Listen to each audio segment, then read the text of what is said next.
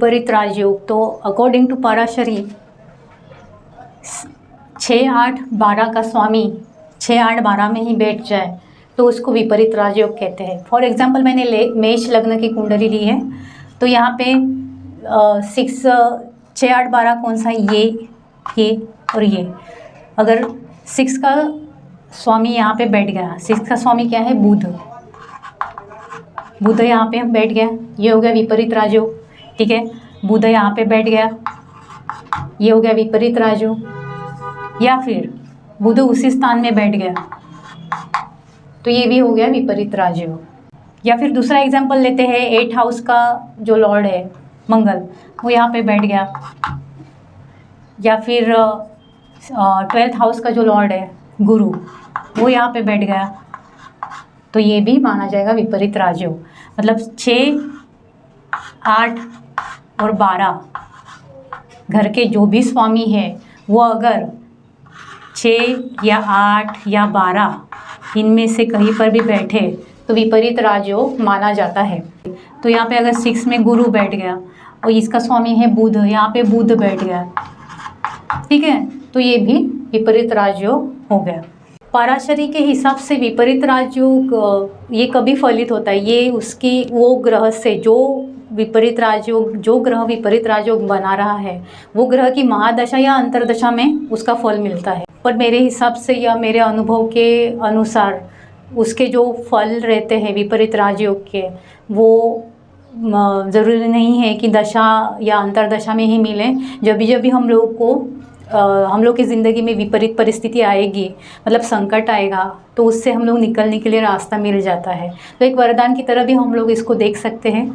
और समझिए, देखो विपरीत मतलब क्या है, एक विपरीत परिस्थिति है, आप उसमें कुछ कर नहीं सकते। विपरीत परिस्थिति में आप खुद को हेल्पलेस समझते हो, खुद को हेल्पलेस फील होता है। हमारी लाइफ में ऐसा संकट आता है कि हम कुछ कर नहीं सकते या हमारे हाथों में कुछ होता नहीं है, तो हमें मदद मिल जाती है। मुझे लगता है कि विपरीत राजयोग एक गुरु की तरह काम करता है, क्योंकि गुरु की जैसे ब्लेसिंग्स होती है, गुरु की 3 दृष्टियाँ हैं, तो वो जैसे ब्लेसिंग्स होती है गुरु की वो दृष्टियों पे, तो वैसे ही विपरीत राजयोग काम करता है। मान लो अगर यहाँ का 8 हाउस का स्वामी है मंगल, तो मंगल यहाँ पे बैठ गया, मंगल 12th हाउस में है आपका, ठीक है, तो ये हो गया विपरीत राजयोग। तो विपरीत राजयोग कौन बना रहा है, मंगल बना रहा है। तो मंगल की महादशा या अंतरदशा में आपको उसके फल मिलेंगे। और इसे राजयोग क्यों कहा गया है, मतलब विपरीत परिस्थिति में भी हमें धन लाभ हो सकता है, इसके लिए भी इसको राजयोग बोलते हैं। तो ये एग्जाम्पल के साथ समझते हैं ये विपरीत परिस्थिति कैसे काम करेगी। तो जब भी उसको अष्टम भाव की समस्याएं आएंगी, अष्टम भाव क्या है, हमारे रोग है, हमारी जो भी समस्या है, हमारे जो भी संकट है वो है, हमारी आयु है, ठीक है।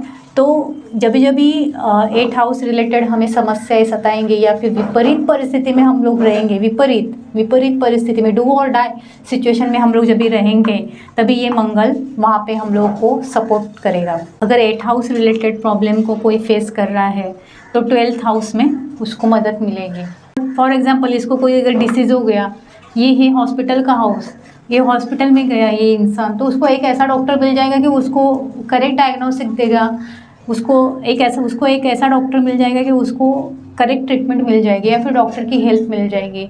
या फिर फॉर एग्जांपल उसके पास अगर पैसे नहीं हैं तो डॉक्टर उसकी हेल्प कर देगा, या फिर कम पैसों में, या फिर बोल सकते कि एक देवदूत आता है। तो विपरीत राजयोग यही है। ऐसे ही इन्फॉर्मेटिव वीडियोज़ देखने के लिए मेरे चैनल को सब्सक्राइब कीजिए और लाइक कीजिए। हर हर महादेव।